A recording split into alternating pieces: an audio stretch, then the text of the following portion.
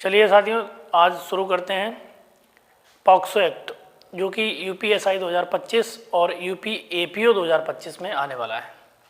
UPSI 2025 के pre में आएगा ये, और यूपी एपीओ 2025 के मेंस में ये एक्ट आने वाला है। पॉक्सो एक्ट क्या होता है? बड़ा चर्चित अधिनियम है ये, और काफ़ी चर्चा में रहता है कि पॉक्सो। तो आज हम जानेंगे कि पॉक्सो आखिर क्या है, पॉक्सो में ऐसा है जो इतनी चर्चा में रहता है। क्या इसका नाम है, कब पॉक्सो एक्ट लगता है, कौन सा अपराध इसमें बताया गया है, कितनी आयु के व्यक्तियों के साथ अपराध होगा तो ये लगेगा, ये सारी चीज़ें आज हम लोग जानेंगे। तो चलिए शुरू करते हैं इसके बेसिक नॉलेज से। पॉक्सो का सबसे पहले हम लोग जानेंगे कि पॉक्सो की फुल फॉर्म क्या होती है। तो पॉक्सो की फुल फॉर्म होती है the protection of children from sexual offence act 2012। ये अधिनियम 2012 में बना था और इसका नाम है the protection of children from sexual offence. मतलब जो सेक्सुअल ऑफेंस हैं उनसे बच्चों का संरक्षण, बालकों का संरक्षण। अब यहाँ पे एक क्वेश्चन अराइज होता है कि क्या केवल लड़की के साथ अपराध होने पर पॉक्सो लगेगा या लड़के के साथ भी अपराध होने पर पॉक्सो लगेगा। तो यहाँ पे चिल्ड्रन बताया गया। चिल्ड्रन माने होता है बच्चा। बच्चे के अंतर्गत दोनों आते हैं, चाहे वो मेल हो चाहे फीमेल हो। अगर कोई मेल बच्चा है और उसके साथ ऑफेंस हुआ है तो वो भी इस पॉक्सो एक्ट में आ जाएगा। और अगर फीमेल है और लड़की है, उसके साथ ऑफेंस हुआ है तो वो भी पॉक्सो में आ जाएगी। लेकिन इसमें मेन चीज़ क्या है, इसमें एज का क्राइटेरिया दे रखा है कि कितनी एज से नीचे के बच्चे के साथ अपराध हुआ है तो पॉक्सो में आएगा। तो इसमें जो जानने वाली बात है वो ये है कि अगर किसी व्यक्ति के साथ जो 18 साल से कम का है और उसके साथ कोई सेक्सुअल ऑफेंस होता है, समझ लेना, चाहे लड़की हो या लड़का हो, मेल हो या फीमेल हो, उससे मतलब नहीं है। मतलब है उसकी उम्र से, उसकी एज से।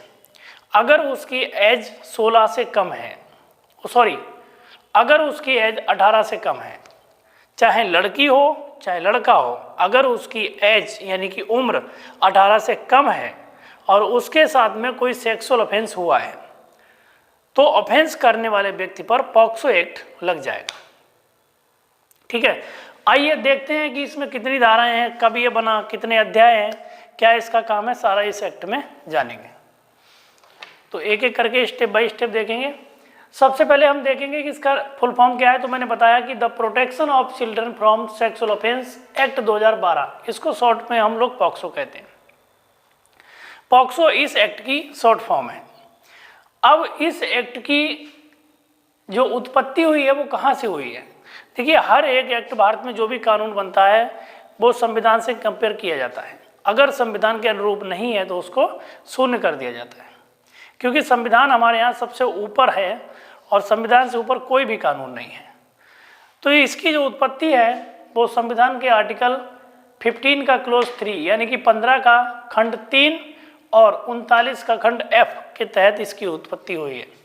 इन्हीं के एग्जीक्यूशन में इस एक्ट को बनाया गया था। ठीक है, पहला क्वेश्चन, ये क्वेश्चन एसआई में आ सकता है कि इसकी उत्पत्ति पॉक्सो एक्ट की कहाँ से हुई है, तो इसको ध्यान रखना कि 15 का क्लोज 3 के अंतर्गत इसकी उत्पत्ति हुई है। नेक्स्ट हम देखेंगे कि इस अधिनियम में टोटल चैप्टर कितने हैं, क्या दिक्कत हो रही है, आगे आने दो भी बताएंगे। इस एक्ट में टोटल चैप्टर कितने हैं? तो टोटल चैप्टर इसमें 9 है, 9।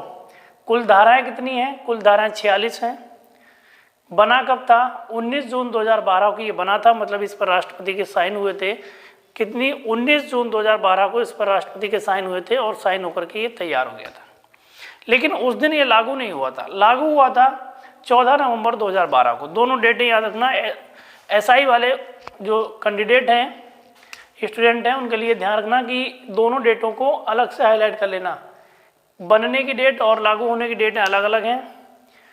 और जो एसआई वाले बच्चे हैं उनके लिए यही पोर्शन ज़्यादा इंपॉर्टेंट है कि कितनी कुल धाराएं हैं इस अधिनियम में, कितने चैप्टर हैं, कब ये बना था, कब ये लागू हुआ था, ये महत्वपूर्ण है।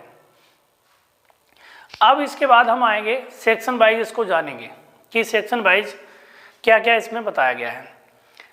तो इसका जो सेक्शन फर्स्ट है, सेक्शन फर्स्ट किसी भी अधिनियम का 3 चीज़ें बताता है। पहला कि अधिनियम का नाम क्या होगा, दूसरा कि अधिनियम लागू कहाँ होगा, तीसरा अधिनियम प्रारंभ कब से हुआ है, मतलब कब से ये अधिनियम लागू हुआ है। 3 चीज़ें उसमें बताई गई होती। किसी भी एक्ट की, किसी भी एक्ट का पहला जो सेक्शन होता है वो यही बताता है कि इसका क्या नाम है, ये कहाँ लागू हुआ और कब से लागू हुआ। वैसे ही इसमें सेक्शन फर्स्ट के पहले क्लॉज में बताया गया कि इसका नाम क्या है, तो इसका नाम है लैंगिक अपराधों से बालकों का संरक्षण अधिनियम 2012। ये इसका नाम है, पहले ही बता चुके हैं। सेकंड क्लॉज है इसका विस्तार, तो इसका विस्तार मतलब ये कहाँ कहाँ लागू होता है, क्या यूपी में लागू होता है, एमपी में लागू होता है, बिहार में लागू होता है, कहाँ कहाँ लागू होता है। तो ये संपूर्ण भारत में लागू होता है। भारत के किसी भी कोने में अगर अपराध हुआ है तो पॉक्सो एक्ट लागू हो जाएगा। तीसरा क्लॉज इसमें कि प्रारंभ कब से हुआ था, तो 14 नवंबर 2012 मैंने बता रखा है पहले से कि 14 नवंबर 2012 से पॉक्सो एक्ट हमारे यहाँ लागू हुआ था। ठीक है, नेक्स्ट इसके बाद देखते हैं कि धारा 2 क्या कहती है। इसका सेक्शन 2 मैंने पहले ही बताया था कि सेक्शन 2 किसी भी अधिनियम का सेक्शन 2 मुख्यतः परिभाषाएं बताता है। जनरली कभी कभी क्या है कि सेक्शन 3 में भी परिभाषाएं चली जाती हैं, लेकिन जो मोस्टली रहती हैं वो सेक्शन 2 में रहती हैं। वैसे ही इसमें सेक्शन 2 में सारी परिभाषाएं बताई गई हैं। कौन कौन सी परिभाषाएं मुख्य हैं, सारी परिभाषाएं हमको नहीं पढ़नी है, जो पेपर में आएंगी हमको वही परिभाषाएं पढ़नी है। तो देख लेते हैं कि इसमें मुख्य मुख्य परिभाषाएं कौन सी हैं। सेक्शन 2 के क्लॉज ए में पहली परिभाषा दे रखी है गुरुतर प्रवेशन लैंगिक हमला। गुरुतर प्रवेशन लैंगिक हमला, लैंगिक हमला है लेकिन गुरुतर प्रवेशन लैंगिक हमला, समझाएंगे इसको। इसकी डेफिनेशन ए में दे रखी है लेकिन इसको अलग से डिफाइन किया गया सेक्शन 5 में। नेक्स्ट परिभाषा है इसकी बी, गुरुतर लैंगिक हमला, इसको डिफाइन किया गया सेक्शन 9 में। नेक्स्ट है डी, डी में बताया गया बालक क्या होगा। अब इसमें देखो ये बड़ी बात है कि बालक इसमें अलग से डिफाइन किया गया। बालक 15 साल तक का होगा, 16 साल तक का होगा, 18 साल तक का होगा, कितने का व्यक्ति को हम बालक मानेंगे। ये अधिनियम किसी अधिनियम को रेफर नहीं करता, ये अपने आप में बताता है कि बालक हम किसको मानेंगे। तो इन्होंने बताया कि जो व्यक्ति 18 साल से कम का होगा उसको हम बालक मानेंगे, चाहे वो लेडीज हो, मतलब चाहे मेल हो या फीमेल हो, मेल फीमेल दोनों को हम बालक मानेंगे, लेकिन 18 ईयर से कम। ठीक है, नेक्स्ट इसके बाद एफ में अपराध आता है प्रवेशन लैंगिक हमला, इसको डिफाइन किया गया सेक्शन 3 में। इसके बाद नेक्स्ट है लैंगिक हमला, इसको सेक्शन 7 में डिफाइन किया गया है। जे में है लैंगिक उत्पीड़न, इसको सेक्शन 11 में डिफाइन किया गया है। फिर है लास्ट एम, विशेष लोक अभियोजक, सेक्शन 32 में डिफाइन किया गया। ये वो परिभाषाएं हैं जो पेपर में मुख्यतः आ सकती हैं। परिभाषा इसमें और भी हैं लेकिन मैंने सारी परिभाषा यहाँ पे आपको नहीं बताई। हम यहाँ पे आपको सिर्फ वही बताएंगे जो पेपर में आने के चांसेस ज़्यादा हैं। पूरा एक्ट हम यहाँ पे आपको बताने वाले नहीं हैं। ठीक है, अब हम इन परिभाषाओं को एक एक करके सेक्शन वाइज डिफाइन करके पढ़ लेंगे। तो पहली परिभाषा जो दे रखी थी मैंने बताई थी कि सेक्शन 3 यहाँ पे आया था। ये सेक्शन 3, सेक्शन 3 में बताया गया था प्रवेशन लैंगिक हमला। अब देखो इसका मतलब समझते हैं। प्रवेशन लैंगिक हमला क्या हुआ। प्रवेशन माने होता है किसी चीज में प्रवेश करना, एंट्री करना, और लैंगिक हमला यानी कि लैंगिक अपराध करने के आशय से हमला करना। ठीक है, तो लैंगिक अपराध करने के आशय से हमला करना और प्रवेश करना, यही सेक्शन 3 में बताया गया प्रवेशन लैंगिक हमला। क्या होगा, इसके 4 क्लॉज दे रखे हैं। सेक्शन 3 में 4 क्लॉज बताए गए, ध्यान से सुनना। दूसरी चीज देखिए, ये एक्ट थोड़ा बेशरम टाइप का है और जितने भी लोग इस वीडियो को देख रहे हैं वो बिल्कुल पॉजिटिव रह के वीडियो को देखें, नेगेटिव ना लाएं इन चीज़ों को, क्योंकि ये एक्ट पढ़ा रहे हैं तो उसी हिसाब से आराम से उसको देखें, नेगेटिव किसी चीज़ को ना ले जाएं। सेक्शन 3 में 4 क्लॉज दे रखे हैं। पहला क्लॉज बताता है कि अगर कोई मेल, ठीक है, इसमें लिखा है कि अगर कोई व्यक्ति पर्सन, अगर कोई पर्सन किसी चाइल्ड के, किसी बच्चे के वेजाइना, अनस या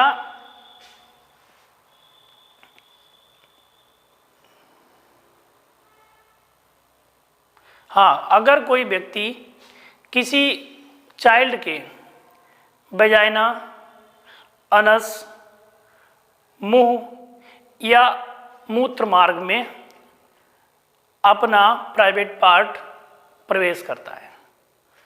4 चीज़ें दे रखी हैं, वेजाइना, अनस, मूत्र मार्ग या मुंह। तो ये 4 चीज़ों में अगर कोई पर्सन अपना प्राइवेट पार्ट प्रवेश करता है, किस लिमिट तक प्रवेश करता है ये लिमिट यहाँ पर नहीं बताई गई है। भले ही उसने रखा हो, प्रवेश ना किया हो, किसी भी लिमिट तक अगर प्रवेश किया है तो यहाँ पे सेक्शन 3 का अपराध क्रिएट हो जाएगा। वो व्यक्ति सेक्शन 3 के अपराध के अंतर्गत अपराधी माना जाएगा। 4 चीज़ें हैं, चारों चीज़ों को याद रखना। ऑप्शन में आ सकता है कि क्या क्या चीज़ें हैं। तो पहला वेजाइना, अनस, मुंह और मूत्र मार्ग, ठीक है। उसके बाद सेकंड क्लॉज बताता है कि प्राइवेट पार्ट नहीं है, प्राइवेट पार्ट के अलावा कोई भी चीज़, जैसे अभी निर्भया कांड हुआ था उसमें रॉड डाली थी, तो ऐसी कोई चीज़ जो एज ए प्राइवेट पार्ट लगती है, कोई रॉड है या अन्य कोई चीज़ है जो प्राइवेट पार्ट नहीं है लेकिन उसी प्राइवेट पार्ट की तरह लगती है, दिखती है, उसको अगर इन 4 जगहों पर प्रवेश किया है तो भी सेक्शन 3 का अपराध हो जाएगा, ठीक है। इसके बाद जो थर्ड है, ये बताया है कि जो बच्चा है यानी कि जो चाइल्ड है उसके मुंह पर, मतलब तीसरा वाला क्लॉज ये है कि अगर कोई बच्चा है उसके वेजाइना पर, मूत्र मार्ग पर, एनस पर अपना मुंह लगाया उसने,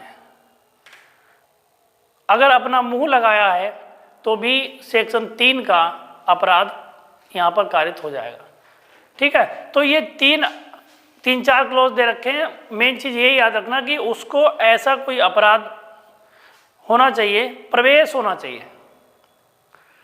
अब इसके बाद इसका अगर कोई सेक्शन 3 का अपराध किया है उसने, तो सेक्शन 3 के अपराध में दंड कहाँ है, उसका दंड जस्ट बाद में दे रखा है सेक्शन 4 में।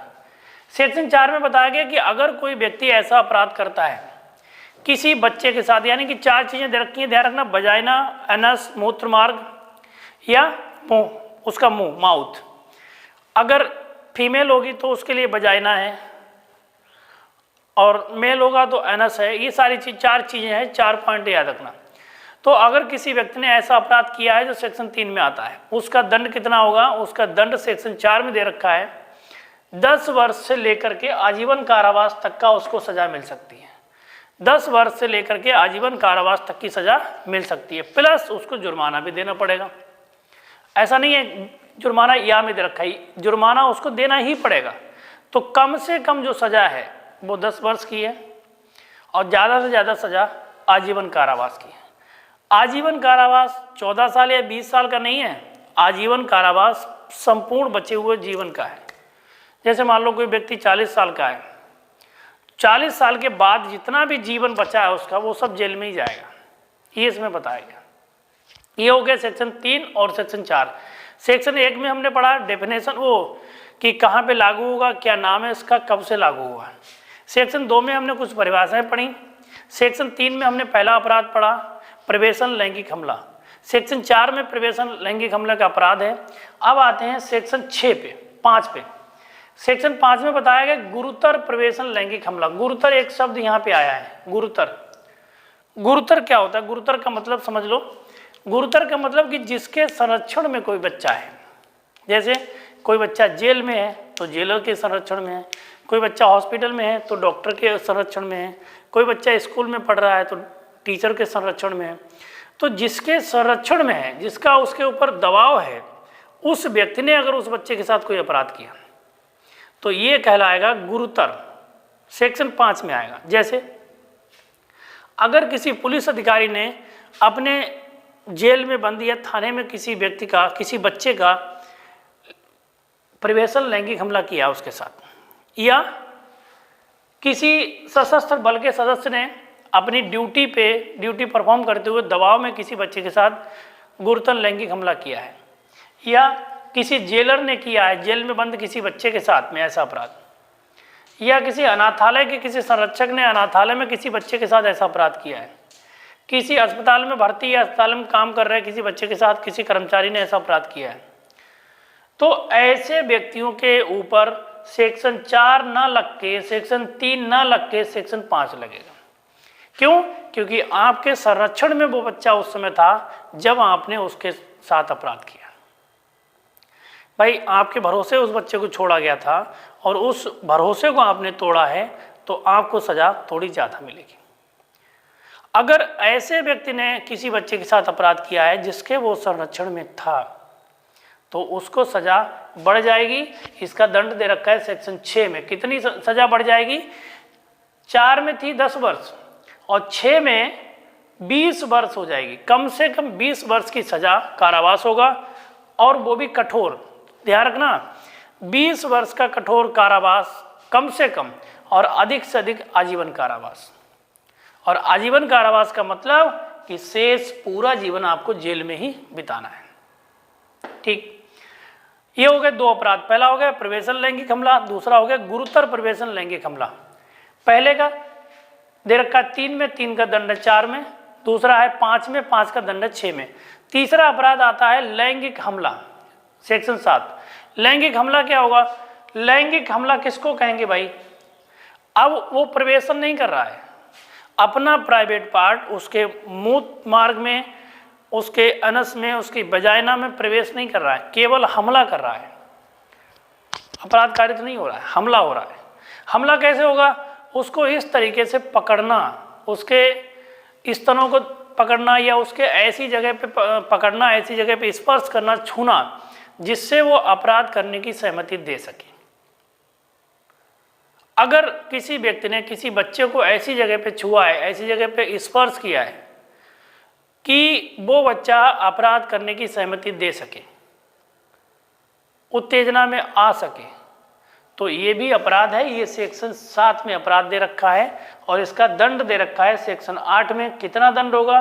3 वर्ष से लेकर के 5 वर्ष तक इसके कारावास है और जुर्माना है। समझ लेना, किसी बच्चे के साथ में आपने भले ही अपराध नहीं किया है, लेकिन आपने उसको ऐसी जगह पर छुआ है जिससे वो अपराध करने की सहमति देने में मजबूर हो जाए, उत्तेजित हो जाए, तो ऐसी दशा में भी अपराध माना जाएगा सेक्शन 7 का, और उसका दंड दे रखा है सेक्शन 8 में। ठीक है, नेक्स्ट देखते हैं हम सेक्शन 9 गुरुतर लैंगिक हमला। जैसा हमने लैंगिक हमला अभी पढ़ा था सेक्शन 7 में, वैसे ही अपराध वही है, लेकिन गुरुतर ऐसे व्यक्ति द्वारा किया जा रहा है जिस व्यक्ति के संरक्षण में वो बच्चा है। गुरुतर मतलब जिसके संरक्षण में वो बच्चा है, उसके द्वारा अपराध किया जा रहा है। किसके द्वारा? पुलिस अधिकारी के द्वारा किया जा रहा है, जेलर के द्वारा किया जा रहा है, अनाथालय के किसी कर्मचारी के द्वारा किया जा रहा है, किसी अस्पताल के कर्मचारी द्वारा किया जा रहा है, स्कूल या कॉलेज या किसी शैक्षणिक संस्थान के किसी कर्मचारी द्वारा किया जा रहा है किसी बच्चे के साथ में। तो ऐसा हमला, अगर ऐसा अपराध किसी ऐसे व्यक्ति ने किया है जिसके संरक्षण में वो बच्चा उस समय है, उसके ऊपर लगेगा सेक्शन 9। ठीक है, सेक्शन 9 का दंड दे रखा है सेक्शन 10 में। कितना दंड है? 5 वर्ष से लेकर के 7 वर्ष तक का दंड है, और प्लस जुर्माना है। इसमें याद रखने वाली चीज़ ये है कि सेक्शन 9 में एक नई चीज़ दे रखी है कि अगर कोई व्यक्ति किसी बच्चे को उम्र से पहले जवान होने का इंजेक्शन लगाता है या कोई दवा देता है, होता नहीं है कि कभी कभी छोटा बच्चा होता है और उसको धंधा करवाने के लिए या देह व्यापार के लिए उसको इंजेक्शन देके बड़ा किया जाता है, तो ऐसी दशा में सेक्शन 9 लागू हो जाएगा। अगर किसी बच्चे को कोई ऐसी दवा खिलाई जा रही है या कोई ऐसा इंजेक्शन लगाया जा रहा है जिससे वो उम्र से पहले जवान हो जाए, उम्र से पहले परिपक्व हो जाए, तो ऐसी दशा में ऐसे व्यक्ति को सेक्शन 9 लगेगा, और उसकी सज़ा 5 वर्ष से लेकर के 7 वर्ष तक हो सकती है, और साथ में जुर्माना हो जाएगा। ठीक है, हाँ, कोई भी खिलाने वाली दवा हो सकती है, हो सकता है कि इंजेक्शन लगाया हो, कुछ भी हो सकता है। तुम्हारे लक्षण तो हैं दरोगा वाले, लेकिन तुम्हारी बातें दरोगा वाली नहीं है। तुम तो पढ़ लो, 3 साल की तो है, क्या दिक्कत है? ग्रेजुएशन तो हो चुका है, LLB कर लो। हाँ, ये बात बिल्कुल सही बात है कि जो देखो ऐसा है, कानून जो बच्चे 3 साल या 5 साल के एलएलबी कर चुके हैं उनके कानून जल्दी समझ में आता है, लेकिन जो अभी कानून नहीं पढ़े हैं उनके लिए कानून एक कठिन समस्या है और मुश्किल पड़ता है उनको पढ़ना। कोई दिक्कत नहीं, धीरे धीरे समझ में आ जाएगा, लगे रहो। उसके बाद नेक्स्ट अपराध जो हमने देखा है कि ये है सेक्शन 11। 10 तक हो गया। 10 के बाद देखते हैं सेक्शन 11। सेक्शन 11 में बताया गया लैंगिक उत्पीड़न, ये एक नया अपराध है। इसमें लैंगिक उत्पीड़न क्या होगा? देखो, ना तो यहाँ पे हमला हो रहा है, ना प्रवेशन हो रहा है। प्रवेशन मतलब इंटर भी नहीं कर रहा है, हमला भी नहीं कर रहा है, तो उत्पीड़न कैसे करेगा? बच्चे के सामने कोई गाना गा रहे हो, गंदा अश्लील गाना गा रहे हो, बच्चे के सामने कोई इशारा कर रहे हो, बच्चे को कोई सोशल मीडिया फिल्म दिखा रहे हो, कोई फोटो दिखा रहे हो अश्लील, या उसको लालच दे के ब्लैकमेल कर रहे हो, या उसका तुमने कोई एआई से या एडिटिंग करके फ़ोटो या वीडियो बना दिया, उससे आप उसको ब्लैकमेल कर रहे हो। अगर इस तरीके का अपराध करते हो तो इस तरीके का अपराध सेक्शन 11 में आएगा। एक और चीज़ कि अगर किसी बच्चे का आप लगातार पीछा कर रहे हो, पीछा करने का मतलब ये नहीं कि उसके पीछे पीछे 2-3 किलोमीटर तक जाओ या उसके घर तक पीछे पीछे चले जाओ, इसमें सोशल मीडिया पे पीछा करना भी आएगा। जैसे किसी बच्चे की आईडी बार बार खोल के देख रहे हो अश्लील आशय से, किसी लड़की की आईडी खोल के देख रहे हो बार बार अश्लील लैंगिक आशय से, सोशल मीडिया पे आप उसको चेक कर रहे हो, बार बार पीछा कर रहे हो, तो ये सारी चीज़ें उसके पीछा करने में आएंगी। अगर कोई व्यक्ति उसको सोशल मीडिया से भी पीछा कर रहा है तो ये भी पीछा करने में ही आएगा। नेक्स्ट, इसका जो दंड दे रखा है लैंगिक उत्पीड़न का, ये है सेक्शन 12 में। कितना दंड होगा? किसी भी बात का दंड हो सकता है, चाहे कठोर हो सकता है या सादा हो सकता है। इसकी जो ड्यूरेशन होगी वो 3 से लेकर के 3 साल तक हो सकती है मैक्सिमम, मतलब 0 से 3 साल तक। अधिकतम जो दंड दिया जाएगा इसको 3 साल तक दिया जाएगा, लेकिन साथ में इसके जुर्माना भी रहेगा। ठीक है, अगर कोई व्यक्ति लैंगिक उत्पीड़न करता है, केवल लैंगिक उत्पीड़न, उसने ना हमला किया है ना प्रवेशन किया है, केवल लैंगिक उत्पीड़न किया है, अगर लैंगिक उत्पीड़न में किसी व्यक्ति को अपराधी माना जाएगा तो उसके लिए मैक्सिमम 3 साल का दंड की व्यवस्था है और प्लस उसको जुर्माना भी देना पड़ेगा। इसमें एक केस आया था, बड़ा अच्छा केस था। केस का नाम, चलिए केस का नाम नहीं बताएंगे क्योंकि आपके काम का नहीं है। ठीक है, नेक्स्ट देखते हैं सेक्शन 13, अश्लील फोटो या वीडियो बनाकर प्रदर्शित करना। अब किसी बच्चे का आपने अश्लील फोटो बना लिया, अश्लील वीडियो बना लिया और उसको दिखाते घूम रहे हो, लोगों को प्रदर्शित कर रहे हो, वायरल नहीं कर रहे हो, प्रदर्शित कर रहे हो, दूसरे को दिखाते घूम रहे हो। अगर किसी व्यक्ति ने ऐसा किया कि किसी का वीडियो या फोटो बना करके उसको लोगों को दिखाया, फैलाया, तो उसको सेक्शन 13 में सज़ा मिलेगी 5 वर्ष तक की सज़ा और जुर्माना, 5 वर्ष तक का कारावास और जुर्माना। और अगर इसी अपराध को आपने दोहराया तो सज़ा बढ़ जाएगी, 7 वर्ष तक की सज़ा हो जाएगी और जुर्माना हो जाएगा। 13 तक ही कंप्लीट हो गया। 13 के बाद आता है सेक्शन 16, अपराध का दुष्प्रेरण। मैंने खूब बताया पिछली क्लास में कि दुष्प्रेरण क्या होता है। किसी व्यक्ति को अपराध करने के लिए उकसा देना, ये दुष्प्रेरण में आता है। कैसे होता है दुष्प्रेरण? मैंने कहा मैं तो अपराध नहीं करूँगा, किसी से करवाए दे रहा हूँ। अब ए ने बी से कहा यार ऐसा है, ये बच्चा अच्छा लग रहा है, इसको उठा लो और इसके साथ सेक्शन 5 वाला अपराध कर दो। ए ने कहा ठीक है कर देते हैं, तुम कहते हो तो। ए ने बी से कहा, बी ने कहा ठीक है कर देते हैं। ए तो साइड हो गया, बी ने उसके साथ अपराध कर दिया, बी फंस गया। बी से पूछा गया तुमने अपराध क्यों किया? बी ने कहा यार मुझे तो ए ने बताया था कि कर दो। ए को पकड़ा गया, ए से पूछा क्यों कहा? ए बोला मैंने थोड़ी कहा था, मैंने कहा था कर दो, मैंने थोड़ी किया है। तो तुम्हारा कहना, यानी कि ए का जो कहना था वो भी अपराध में आ गया। समझ रहे हो? किसी को उकसाना, किसी की अपराध में सहायता करना या किसी के साथ में सम्मिलित होकर अपराध करवाना, ये तीनों उकसाने में आएंगे। इनके लिए वही दंड मिलेगा जो अपराध का दंड है, वही दंड मिलेगा।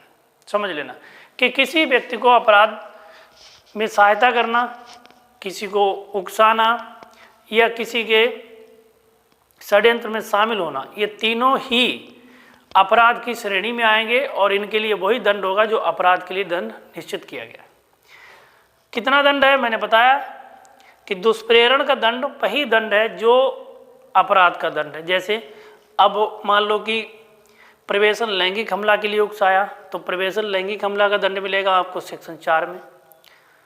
लैंगिक हमले के लिए उकसाया तो लैंगिक हमले का दंड मिलेगा आपको सेक्शन 8 में। मतलब जिस अपराध के लिए उकसाया जाएगा उसी अपराध का दंड उसको मिलेगा। सेक्शन 17। अब आता है सेक्शन 19। सेक्शन 19 बताता है कि अगर ऐसा अपराध हो गया है तो ऐसे अपराध की रिपोर्ट कहाँ दी जाएगी। सेक्शन 19 ध्यान रखना, सेक्शन 19 में बताया गया है कि अगर ऐसा अपराध हो गया है तो ऐसे अपराध की रिपोर्ट कहाँ की जाएगी, सूचना कहाँ दी जाएगी। तो सूचना देने के लिए देखिए कहीं कहीं पर किशोरों के लिए अलग से यूनिट बनी होती है पुलिस की। अगर विशेष किशोर पुलिस यूनिट बनी हुई है तो उस यूनिट को सूचना दी जाएगी। अगर विशेष किशोर पुलिस यूनिट बनी हुई नहीं है उस क्षेत्र में तो स्थानीय पुलिस को सूचना दी जाएगी। मतलब जो थाने चौकी पे पुलिस रहती है उसको सूचना दी जाएगी। सेक्शन 19। सेक्शन 19 के बाद आता है सेक्शन 24। सेक्शन 24 में बालक से पूछताछ। अब जिस बालक के साथ अपराध हुआ है उससे पूछताछ भी होगी। तो उस बालक से पूछताछ कौन करेगा, एसआई उप निरीक्षक की रैंक से नीचे का कोई व्यक्ति उससे पूछताछ नहीं करेगा। समझ लेना, दरोगा से नीचे का कोई भी व्यक्ति उससे पूछताछ नहीं करेगा। लेकिन अगर बालक जिसके साथ अपराध हुआ है वो बालिका है, लड़की है, तो पूछताछ के लिए महिला पुलिस अधिकारी जाएगी। पुरुष पुलिस अधिकारी उससे पूछताछ नहीं करेगा, महिला पुलिस अधिकारी उससे पूछताछ करेगी। और अगर मेल है तो उससे मेल पुलिस अधिकारी पूछताछ कर सकता है। 27 में बताया गया कि बालक की चिकित्सीय परीक्षा, भाई मेडिकल होगा, जिस बालक के साथ अपराध हुआ मेडिकल। हाँ, अगर लड़की है तो फीमेल पुलिस अधिकारी पूछताछ करेगी, अगर लड़का है तो मेल पुलिस अधिकारी पूछताछ करेगा उससे। ठीक है, ठीक। अब आता है कि बालक की चिकित्सीय परीक्षा, मेडिकल कैसे होगा बालक का।